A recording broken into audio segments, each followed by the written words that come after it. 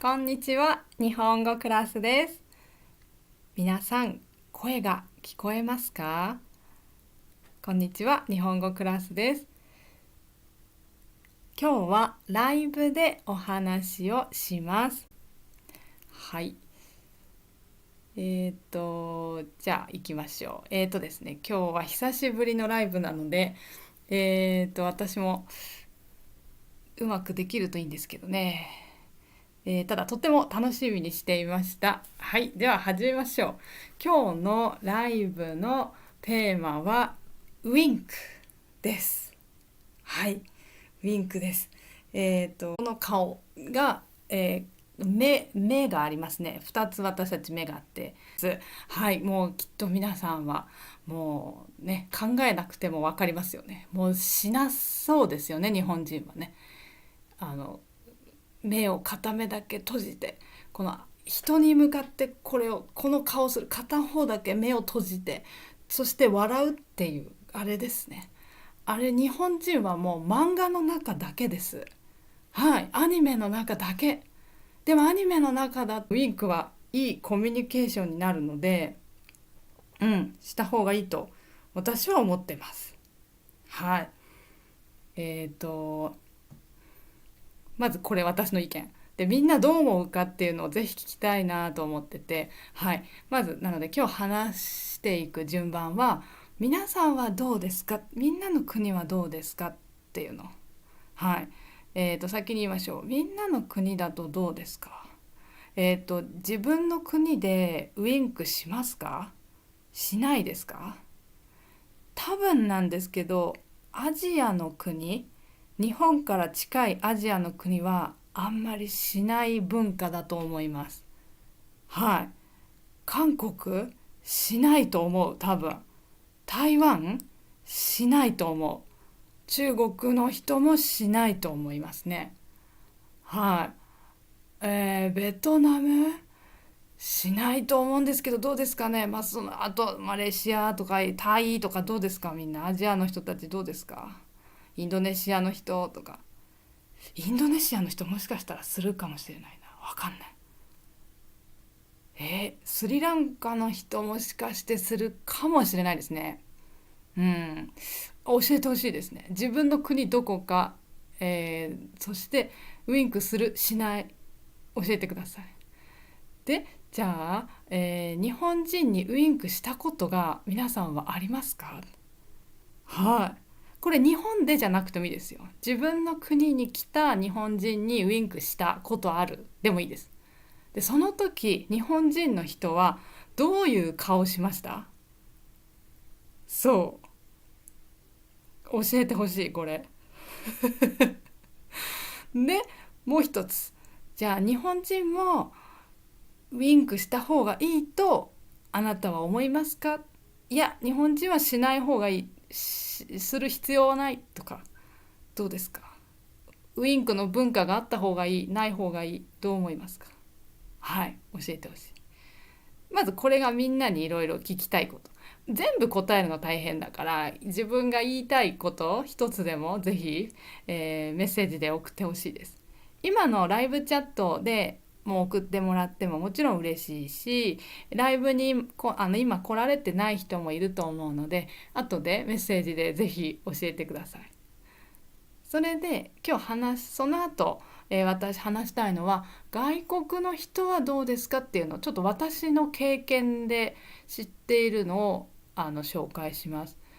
で、2つ目が、日本人が外国の人にウインクされたその時、日本人が、私とか日本人が日本人じゃない外国の人にウインクをされました。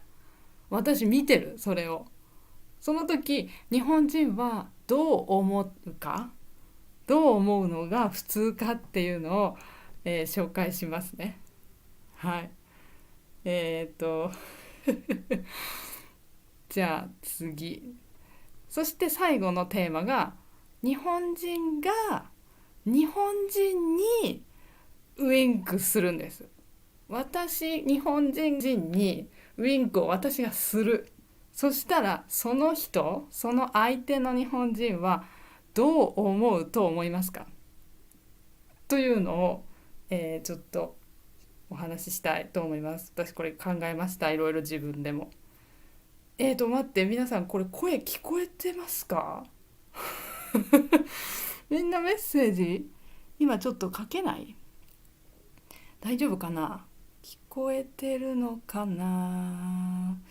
ちょっとわからない。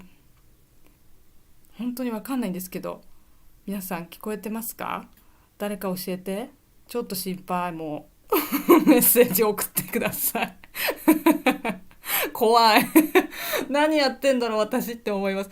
だって今一人で喋ってマイクが入ってなかったら、これは本当みんなにとってつまらないというか事故ですよね、これじゃね。大丈夫かな？ちょっと待って。ちょっと今確認してます。ごめんなさいね。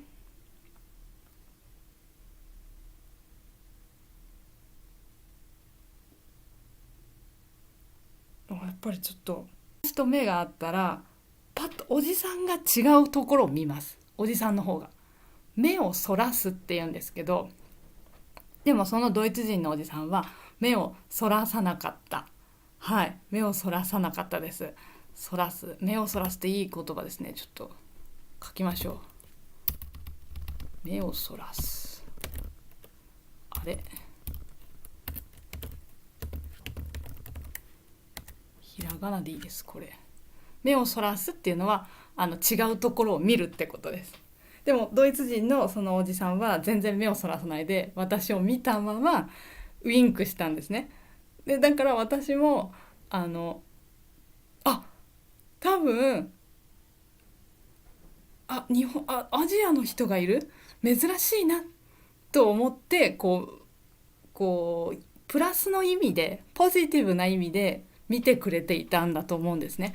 気持ち悪い意味じゃなくて、そうそう、だってね痴漢みたいなそういう気持ち悪い意味じゃなくて見てた。でだから私もその時と思って、最初びっくりしたんですけどと思って、私も笑いました。ニコって笑って返事をした。で私でもその時本当はっきりウインクされたっていうのをはっきり感じた時だったので、それが本当19歳ぐらいですかね。それも留学に行った2ヶ月目ぐらいで生活にだんだん慣れてきた時、はい、だけどまだまだよく分かんないっていう時だったんですね。でああやってウインクするんだと思って、なんか私は嬉しくなれたんですね、その時は。これは日本人にはない文化だしと思って、今でも覚えてるぐらいですからね。本当にあの時をこう写真のように今覚えてます、おじいさん。はい。それでその後は結構ウインクされても私も笑えばいいんだなっていうのが分かった、多分。というか笑えばいいのか何すればいいのかは誰も教えてくれなかったし、私も質問しなかったんですけど、多分笑えばいいと多分それでいいんだなって今思ってます。はい。それで、じゃあ次フランスの人も、しますよね。これもやっぱり留学してた時にフランス人の友達が私たくさんいたんですけど、そうドイツにねフランスの人が留学に来てるんですよね。勉強しに来てる。うん、で、友達たちはよく私にウインクしてくれました。これは男の子が私にすることも多かったし、友達です全然。うん。女の子が私にしてくれることもありました。はい。だからへえと思って、なんか大丈夫みたいな、そういう意味でこうウインクしてくれるような感じですね。うん、してくれました。私も嬉しかった。はい。あとポーランドの人もよくしてくれました。はい。あと例えばですね、ブラジルの人もドイツに来てたんですけど、少ないんですけど、その友達もすごいはい、なんですかね、よくしてくれたっていうか、はい、ウィンクしてくれました。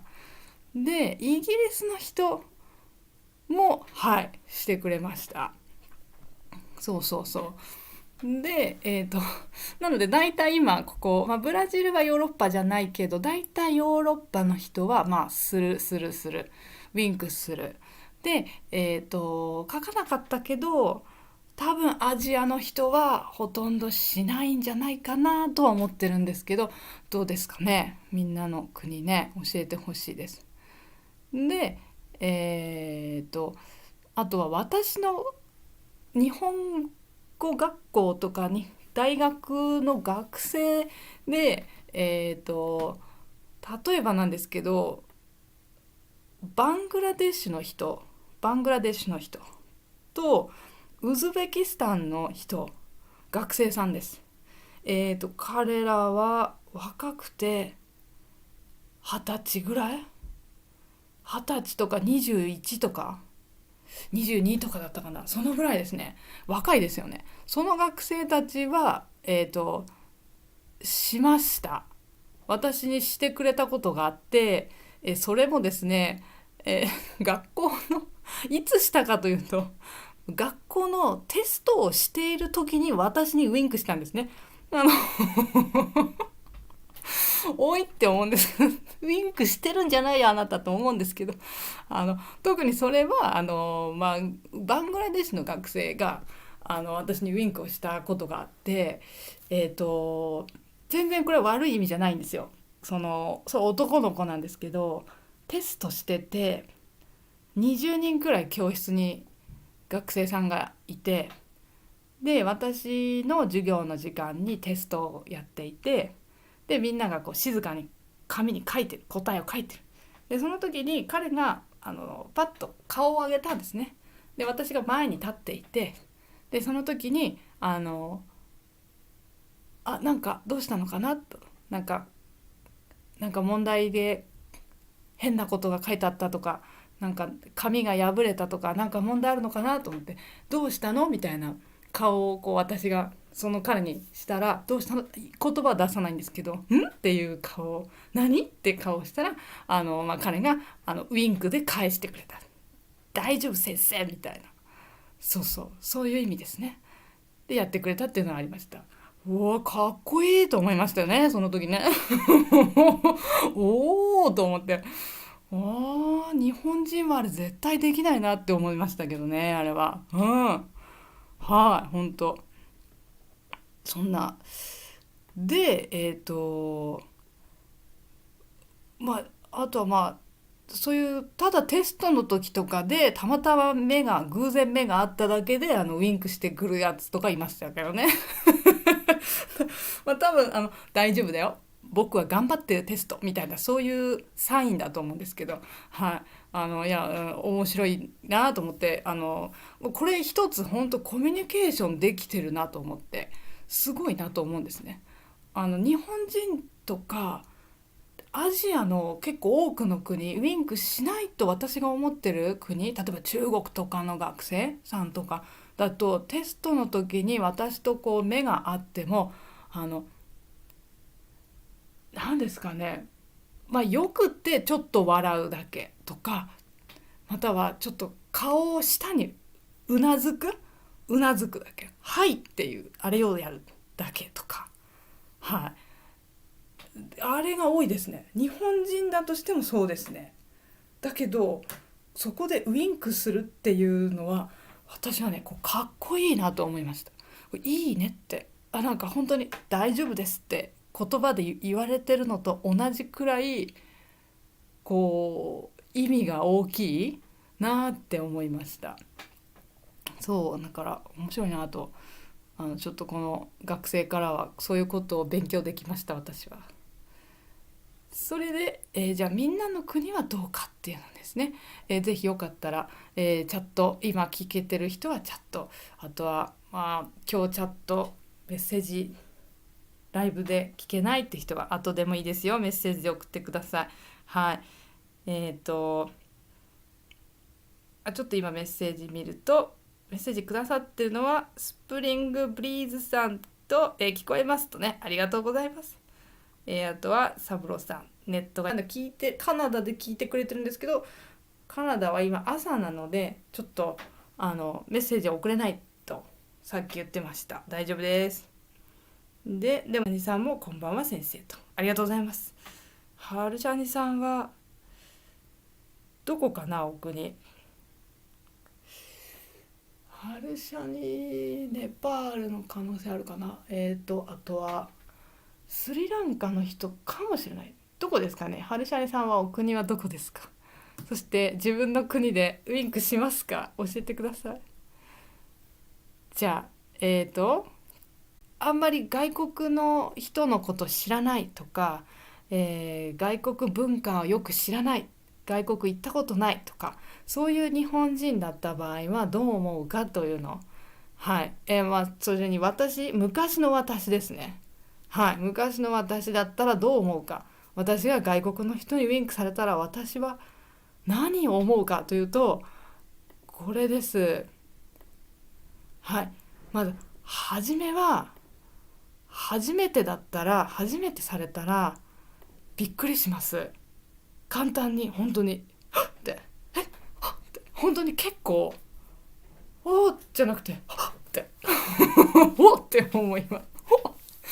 お化けがいるじゃないですけど、おーってびっくりするのがこれです。はい。で、どういういい意味か悪い意味のびっくりかどっちかっていうと、悪い意味でびっくりする人多いと思うんですね、日本人。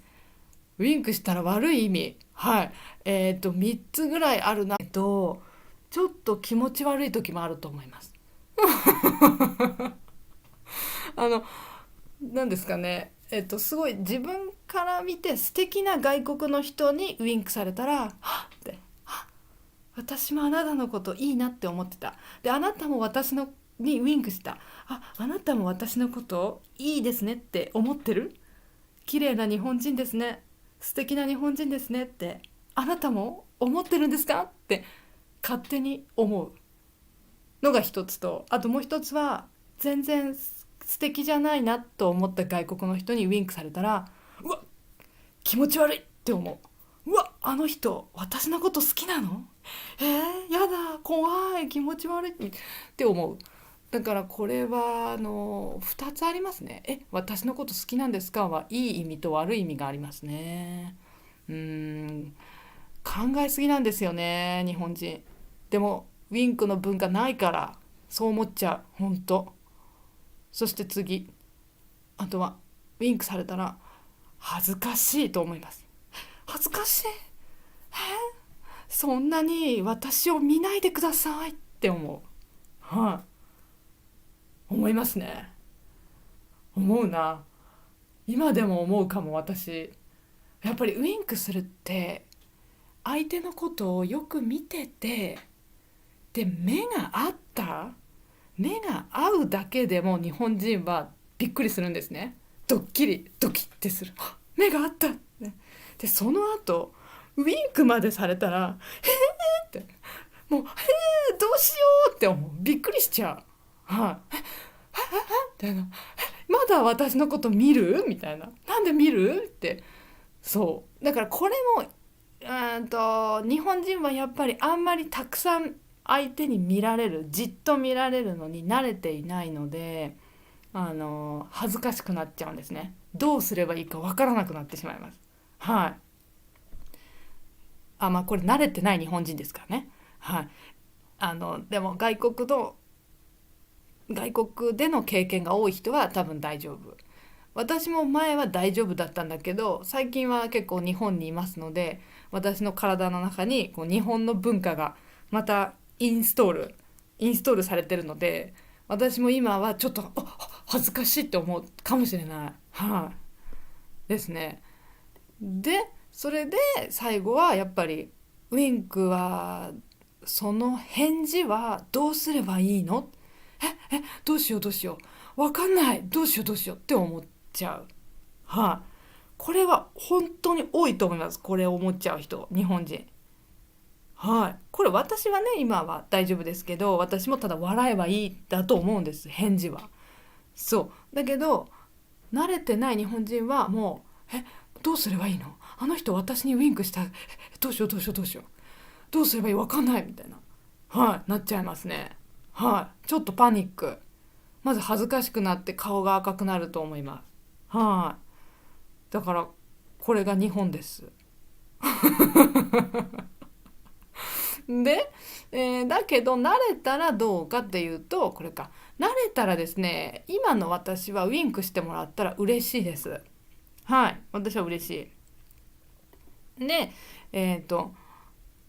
ウインクのしてもらった後、ウインクの返事どうすればいい、それはもう大丈夫です。私も笑います。はい、笑って返事をします。これで OK ですと思ってます。多分これで OK ですよね、多分みんなね。誰か教えて。誰も教えてくれないかな今はね。三郎さん、ネット回復しました。よかったよかった。大丈夫ですよ、大丈夫ですよ、無理し。そうで、私も笑います。それでですね、私もちょっと気になって、一応インターネットでちょっと調べました。ウィンクの経験、日本人どう思うかっていうので、やっぱり今私ここで紹介した通り、大体そうです。やっぱり最初は慣れない。はい、だけど慣れた人がすごく書いていたのがあって、ウィンクっていうのは多分3つぐらいあると思いますって書いてあったんですね。はい、日本人考えますね。で私これ読んだ時に、そうだそうだ、わかるわかる、そうだそうだって思ったので、ちょっと参考にこれをしました。3種類あると。どうですかね、これちょっと答え合ってんのかな、本当かわかんない。みんなウィンクの先生だったら私に教えてほしいですね。ね、一つ目のウィンクは短く1回ウィンクするっていうのです。はい、もう一つはゆっくり1回ウィンクする。目を閉じるのがちょっと長い。はい、長く閉じて開くってやつ。で3つ目はふざけた笑顔をして早く2回ウィンクする。これはふざけた笑顔っていうのはこうジョークとか冗談を言ってちょっと笑ってるんです。自分で冗談を言って、自分で冗談ジョークを言って、自分でちょっと笑ってて、その後目が合って2回ウィンクするっていうの。はい、それも早くパチパチってタンタンワンツーってするやつ。どうですか、これ合ってますか、皆さんの国で。これ全部日本にない文化だから分かんないですけどね、私もね。でもなんか、私はすごい、これ経験ある、全部経験あると思って。はい、でまずじゃあいきましょう。短く1回ウィンクするのはこれはよくある。はい、意味。意味意味わかるんですかあなたってね。意味は多分いろいろある。この意味いろいろある。適当ですね、ひどいですね。ちゃんと説明書けよってね。ごめんなさいね、わかんないし、これオンラインインターネットに書いてあった人の意見も多分いろいろありますって書いてあった。だからいろんな時使えるって書いてあった。短く1回ウィンクする、パチッて。だから私の電車の中のドイツ人のおじさんのウィンクはこれですね。短く1回ウィンクする。はい。で多分いろいろある。あのうん大丈夫、君を見てるよとか、だけどあなたが好きっていう意味じゃないですね。あなた好きの時はウィンクっていうことじゃないですね。ヨーロッパの人たちは全然違いますね、使い方がね。で、ゆっくり1回ウィンクするのはもうこれ相手の人ももうはっきりわかる。この人は私にウィンクしたんだっていうのも相手にはっきり分からせるウィンクですね。これの時は意味は分かった？私の話分かったよねっていうサイン。なんか話した後大丈夫ねみたいな OK みたいなのと、あとこの話は秘密だよっていう意味でウィンクするっていう風に、これはこっちは私の意見じゃないです。これでインターネットに書いてあった秘密だよの意味の時にこういう風にゆっくりウィンクする。話さないでね他の人にはっていう意味でウィンクするっていう使い方があるらしいですね。ありそうだね。やれそうですね。レベル高いですね。で、あともう一個もこれもほんと可愛いですね。そのジョークを言った後早く2回ウィンクする。パチパチって。でそれはこの話は冗談だよ、ジョークだよとか、あなた信じたの？この話信じた？っていう冗談だよっていうのを相手に分かるように2回するっていうことがあるっていうふうに書いてありました。はい。そうなのかな。確かにでも2回も私やられたことありますね。あんまり考えなかった。なんか2回やられるとこの意味もそうだけど、それよりもうわこの人ウィンク上手ってそっちの方でちょっとびっくりしちゃうんですね、私とか私日本人は。あすごい顔がよく動くんだなって思う。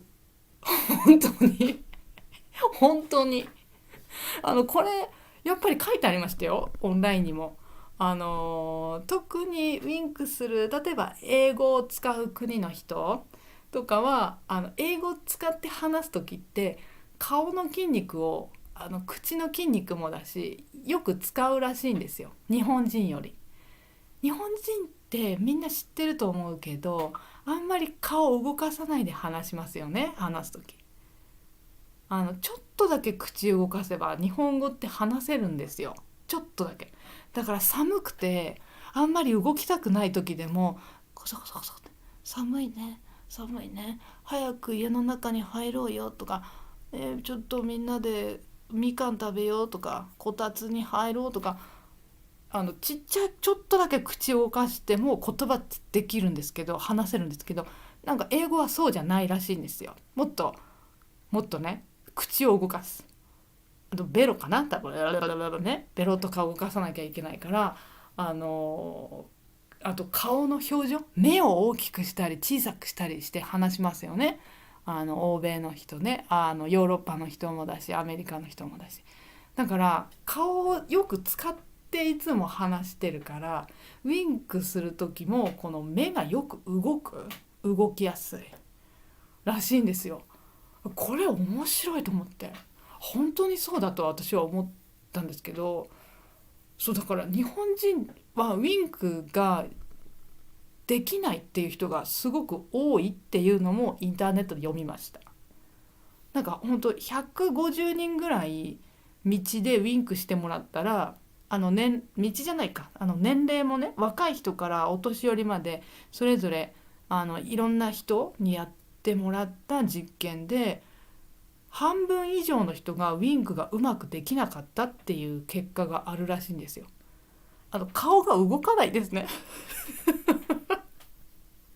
目が閉じられないんです。目をこんな一回片目は開いたままでもう一個の方だけ閉じるなんてできないんです、そんな。そうやらないから。だからこの早く2回ウィンクするなんてすごいですよ。すごいテクニック。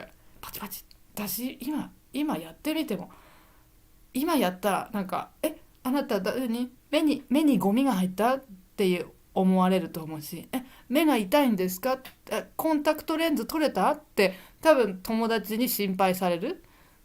そういうウィンクになっちゃいますね、私がやるとね。てか多分ほとんどみんなそうだと思う、日本人。だからこれはかっこいいなって思います。いいな、これいいですね。早く2回ウィンクする、これ私もやってみたい。いいですね。授業の時とかやったら学生さん喜ぶかな。うん、ただ一つあれですよね、私が授業でやると、あ、日本人もウィンクするんだって多分学生思ってしまうんですよね。うん。だからそれは違うんだな。だからねえ、どうですかね。やりたいけどどうかな。やるとちょっと違う文化を教えることになりますね。で、じゃあそういう文化です、日本は。じゃあ最後に、日本人が日本人にウィンクされたらどう思うかです。はい。日本人、それもあんまりに外国のこと知らない人ですね。はい。だから私が日本人にウィンクするのもそうだし、外国とかを知らない日本人が日本人の人にウィンクされたらどう思うかっていうの、はい、これをちょっとね考えてみたんです、今回このために。これ4つもあるんですね。まず1つ目は多分ですね、まずびっくりする。はい。だからあの人私にウインクしたけど何どういう意味って思う。まずもうプラスかマイナスかポジティブかネガティブかという意味の前に、もう何ってもうびっくりがまず最初だと思います。ってなんでどうしてってなる。ですぐ分かんない、なんであの人ウインクしたんだろうってすぐ分かんなくて、多分その次なんだろう今のは日本にない文化だよなウインクって。えうーんあの人もしかしたら外国で育った人かな、子供の時外国に住んでたのかなとか思ったり、あとはいやもしかしたら違う、あの人日本にずっと住んでる、いやでも今日ウインクしたからそれはもしかして私が好きなんですかって思ったり、私のこと好きなのかなって思ったりする。そう、特に相手が男の人だったら、私だったら相手が男の日本人が私にウインクしたら好き、私のこと好きってちょっと思う。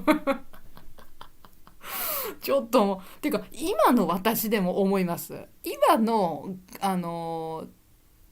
あれですね、外国の人に今ウインクされたら私のこと好きなんですかって思わないんだけど、あのあれですね、日本人にされたらこれ思うかもしれない。結構私のこと恋人にしたいとか、何彼女探してるんですかみたいな、そう思っちゃうと思う。はい、でもいろいろ考えたけど、なんであの人がウィンクしたの、ずっと日本で育った人なのになんでと思って、最後何なの気持ち悪いって思う。それもある、それもあると思います。はい、この4番目の気持ち悪いっていうのは、これはね、ウィンクした相手、そのウィンクした人がどういう人か、それによっても全然変わっちゃいますね。はい、多分今の私だったら全然自分が好きじゃない人、全然タイプじゃない、好きじゃない、そういう関係じゃない、なんか仲も良くない、よく知らない、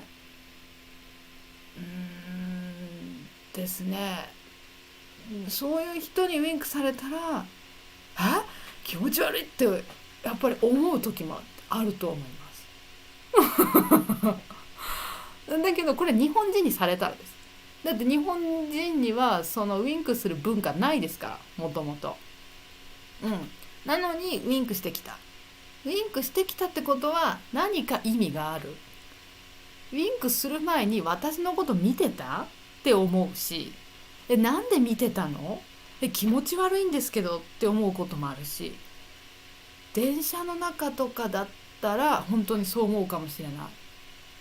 はい、なんでみたいな、見てた、痴漢みたいな、やだ、ちょっとここの次の駅で降りようって思う、私多分。もう怖いあの人って思って降りる場合もある。はい。だけど、でももしすっごいタイプの人、すっごいかっこいい人とか、日本人でウインクされたら気持ち悪いと思わないですね。えー、やっぱ3番、私が好きなんですかとか、何考えてるんですかってやっぱり思っちゃう。私もウインクしようかなとかって思っちゃう。そう、バカですね。まあ大体バカですよね、本当。まあこの話自体バカみたいなんですけど、でもね、なんかね、なんですかね、私の意見は私はウインクしてほしい人なんですね。そう、ウインクってあったかいから、なんか日本人って目があったらすぐ目をそらすんですよ。違うとこ見るんですよ。私見てませんって、あなたのこと見てませんって。見てたでしょ、見てたから私と目があったんでしょって思うじゃないですか。なんで嘘つくのって、なんで逃げるのって、別にいいじゃん、見ててもいいじゃん私のことって思うわけですよ。はい、だからそこね、ウインクするっていうのは見てたよっていう意味だったりして、私はそれはいいんじゃない、認めればいいじゃないって思うからしてほしいんだけど、でもやっぱり基本的に日本にこの文化がないから、日本人にウィンク急にされちゃうと、私はやっぱり気持ち悪いって思ってしまう可能性が十分あります。はい、これ、いやぜひみんな近くの日本人に聞いてほしい。多分普通の日本人はウィンクなんか全然ないですよ。そんな経験ないですよ。はい、みんなが思ってるより日本人はびっくりしてるはずです。ウィンクなんてされたら、はっって、何って。そうで、そっか、ここ書いたんですね。日本人もウィンクした方がいいっていう私の意見ですね。でその後書いたけど、そうですね、日本は目を合わせない文化があるですね。目合わせない、それも話してる時もそうです。ウィンクだけじゃなくて話をしてる時に、日本人はあんまりじーっと相手の目を見たり顔を見たまま話すのは失礼だって考える文化があるんですね。特にすごい昔の歴史から考えると、上の人、偉い人のことは見てはいけないっていう文化が日本にはあるので、そういう関係もあって話してる人とかには見ない見ない。そうだからあんまり見ると怖い。相手の人がこれも実験があったんですけど、調べたら日本人は相手にずっと見られると、相手の人は自分に対して怒ってるって思うらしいんですよ、日本人が。自分が見られると相手は自分に怒ってる人だって思う。これすごいですよね。でもこれ確かにそうだなって思うのが、日本人って文句言う時、あなたこれ間違ってるでしょとか、例えばあとクレーム、このこの商品は何か問題があるみたいなのを、例えば店の店員さんに話してる、怒ってる時、そういう時ってすっごい相手の顔見ながら話します。もちろん怒ってる時は。だからそういう時は見るんだけど、他の時って何ですか、あんまり見ない。でえっと私が外国にいると、特にヨーロッパにいる時はやっぱり感じました。私すごい見られてるって話してる時も、相手の人が私のことをすごいじーって見て、それも、そうですね、例えばドイツだと私が話してるのを相手が静かに聞いてる。だけどどこも見ないで私を見てずっと見て静かに待ってる、私の話が終わるの。はい。で日本人は相手が話してる時に日本人は相槌打ちますね。はいはいとかうんうんとか、ああわかりますとか、とか言いますね。でとかあーとか言ってるんだけど相手の顔はそんなにずっと見てない。はい。で反対にヨーロッパの、まあ、例えばドイツ系の人とかだとあのあんまり「うんうん」とか「あー」とか言わない。ずっと聞いてくれる。だから最初慣れない時私は聞いてる、私の話大丈夫って思いました。だけどそれは本当に文化だから、まず相手の話を何も言わないで邪魔しないようにまず聞いてる。でもずっと見てるよっていうのがあちらの文化っていうので、あのそれは理解しました。でそれで1年ぐらい慣れて、で日本帰ってきたらやっぱり今度は日本の文化にびっくりすることが私は多かったです。はい。本当逆に日本人は見ない、私の話聞かないって思いました。私が話してるのに「はいはいはい、わかります」とか言われると「ちょっと待って待って、うるさい」って思った。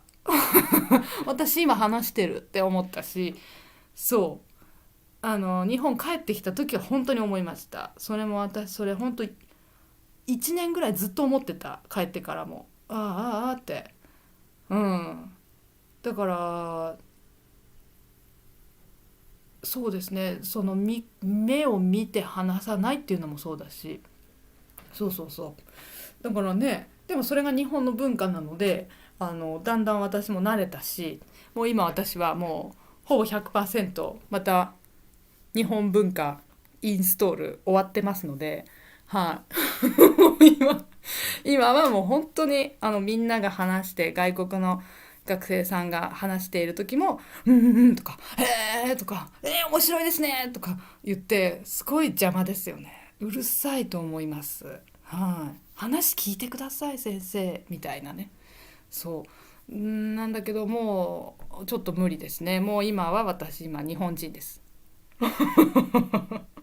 日本文化です私。はい、メイドインジャパンですもう。そうなんですね。だからね、こんな感じっていうのを今までずっと話したのは、えっと男の人が女の人にするとか、そっちが今多かったですね。私は女だからだな。男の人がウィンク女の人にした時はどう思うかっていうのがこれだったんですけど、ヨーロッパだと、女の人が女の人にウィンクしたり、男の人が男の人にウィンクするんですかね。わかんないこれ。男が男にするってちょっと面白いですね。でもありえますね多分ね。これ知りたい。教えてください。あとなんかアメリカの人もよくウィンクするらしいんですね。私これね、これちょっと私ねあんまり経験なくてわかんないんですよ。そう今サンプル、自分の経験のサンプルがないから話せなくて本当つまんないんですけど、アメリカの人もよくウィンクするってインターネットで読んだから教えてください。男の人から男の人にウィンクすることありますかアメリカで。あとヨーロッパの人ってどうですか、男の人が男の人にする。なんか女の人が女の人にするのはイメージできるんですよ。なんか友達みたいな、女友達でなんか可愛いじゃないですか、ウィンクすると「あは」みたいな「間違えちゃった」とか、なんか「えへ」みたいな感じですかね多分。これアニメこれはアニメのイメージ、私こう間違えてんのかな、ちょっとわかんないけど、そうだからただちょっと私が知ってるのはドイツ人フランス人は女の人も私にしました。ウィンク、女の人が女にウィンクしてくれた。でそれはあなたが好きとかじゃなくて、もちろん大丈夫とか見てるよとか今日一緒に帰ろうねみたいな時もウィンクしてくれた時もあるし、オッケーみたいな意味でもウィンクしてくれたこともあったなって思ってます今。そうだからあれは本当一個カルチャーショックでしたね。女の人が私にするのっていうのは本当にちょっとほーって思いました。ちょっとびっくりしたけど、でもすごい私はこう心が温かくなりました。あれやってもらった時、あ、すごいなんか守られている温かい気持ちみたいな感じしましたあの時ね。そうだからね、だからその日本のアニメほんとダメですよね。日本の漫画ダメよ。日本の漫画ね、女の子が女の子にウィンクするってほとんどない。私は読んだことない。やっぱりなんかかっこいい学校の先輩が年下の女の子の学生になんかウィンクするときなんですかね、なんなんだろうあれは。なんかよくわかんないけど、なんかバレンタインとかですかね。バレンタインで俺今年10個のチョコレートもらっちゃった、みたいな。でウィンクするみたいな、あはみたいな。いやー先輩10個もらったんですか、すごいって心で思ってる女の子が。でそうそう俺10個もらっちゃった今年、去年は8個だったから今年は2個多いな、みたいな。でウィンクかみたいな。意味わかんないですけどね。そうでもそういう時に女の子にするっていうイメージです。だから女の子が女の子にウィンクするっていうのは本当にない、見たことない、漫画ではない。まあドラえもんとかには絶対出てこないですしね。まあ例えばねドラえもんウィンクする、ドラゴンボールでもウィンクしなそうですよね。そうだからね、でも私これはねいいと思ってんですよ。すごいなんかあったかい、いい。そういえばドイツ人のおばさん60、やっぱ60歳ぐらいのおばさんと私ちょっと仲いいおばさんがいたんですけど、そのおばさんもちょっと遠くにいて目が合った時にパチッてウィンクしてくれたことありましたね。あれもやっぱり大丈夫よ、あなたを見てるよみたいな、頑張ってねみたいな、そういうウィンクだと思います。あと学校の先生もしてくれたしウィンク。なんか私がプレゼンテーションする発表するみたいな時に多分やっぱり緊張してるから頑張ってねみたいな、ウィンクみたいな、頑張れ頑張れみたいな、ファイトみたいなのでウィンクしてくれたのもあったなって思います。それだから日本ないから。日本でいいなって思う理由は、この他の人から見たらそのウィンクする人の隣の人はウィンクに気がつかないですよ。あなた今ウィンクしたねって分かんないでしょ。他の人に知られないで遠い誰かにサインを送れるんですよ。シグナルを送れる、ウィンクは。それっていいなと思って。だってもう手を振るとか頑張って、手でわーって手を振ったりとかもないし、手を上げるとかそういうのもないし、韓国の人がよくやる I love you のマークとか、あれは手を動かしてるから他の人にバレますね。バレる、人に見られるってことです。でもウィンクは何にも、そのまま立ったまま自分の目だけ閉じれば相手が分かってくれるから、すごいいいコミュニケーションの方法だなって私は思うんですね。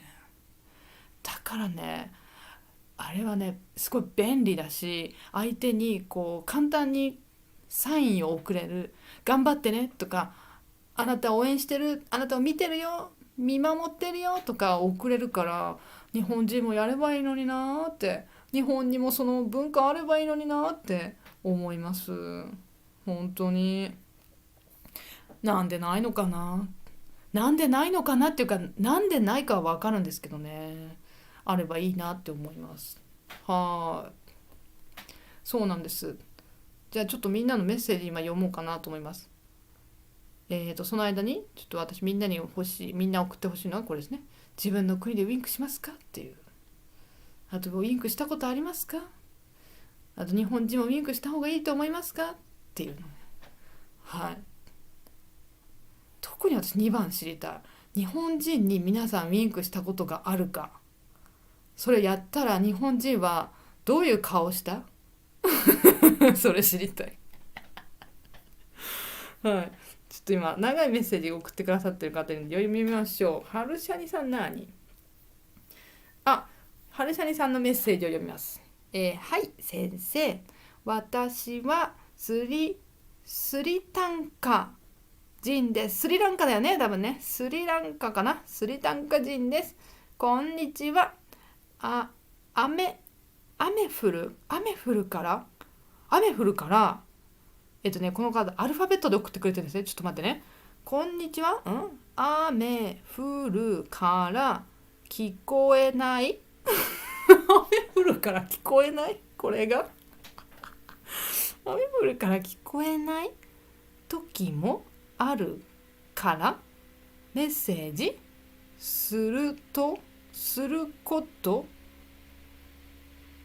遅れてごめんなさい。あえっ、ー、とするする人もいます。なるほどなるほど。意味わかりました。はるしゃにさんありがとうございます。はるしゃにさんの多分今いるところが雨が降ってるんですね。スリランカね。で、雨降ってるから多分ちょっと弱いんです。ごめんなさいということ。だけど、教えてくれた。スリランカの人もする人もいますって書いてある。する人もいますぐらいなんだ。スリランカの人知った。そう。スリランカの人って結構ヨーロッパ的な文化かな。確かにアジアももちろん入ってるんだけど、なんかちょうど真ん中くらいの感じかなって思います。学生さん見てると。私も学生さんいっぱいいるんですよ、スリランカの人ね。ハルシャニさんはするんですかね。てか女の人が女の人にするのかな。どうなんでしょうね。ああと逆に女の人が男の人にウィンクしたら、恋人だったら全然自然だと思うんですけど、知らない人にウィンクしたら、これはあなたのことが好きですとか、あなたに興味がありますっていう意味になっちゃいますか。多分なりますよね。違う。どうだろう。アルゼンさんメッセージありがとうございます。するかするスルランカです。スルランカですって書いてある。スルランカって言うんだ。スリランカじゃないの。スルランカっていう国なのか。スルランカ。おお。ちょっと後で調べてみますね。ごめんなさい。で、サブロさんメッセージくださっている。ありがとうございます。サブロさんに読みます。えウインクが気持ち悪い感じもありますよね。私の彼女もウィンクできないって笑ってる。あ、サブローさんはですね、皆さん、カナダに今住んでらっしゃる方なんですね。え、気持ち悪い感じあるやっぱり。そうなんだ。そうなんだ。これはリアルな声だな。いや、私、私は慣れてないですよ、まだまだ。だから、やっぱりなんだろうじゃないですか。そういう文化でも気持ち悪い時あるんですね。へ本当に知りたい。これ何どういう時気持ち悪いの。へえ。もういっぱい聞きたいことありますよ、みんなに。ちょっとみんなこれ送るの難しいのかな。あのただ一番面白そうなのは本当これかな。日本人にウィンクしたことありますかっていうのね。相手の日本人どういう顔をしたって。多分びっくりしたと思うんですけどね。大体わ何あの人ウィンクしたって思うか、うわ気持ち悪いって思われたか、どうかな。皆さん自分の経験を思い出してみてください。気持ち悪い。本当はそんなに意味ないと思うんですけどね。気持ち悪いほどじゃないんですよね、多分。気持ち悪いってどこに書いたかな。あそうか、これか。外国の人にウィンクされたらびっくりする。日本人が外国の人にウィンクされたら、これですね、日本人が外国の人にウィンクされたらびっくりする。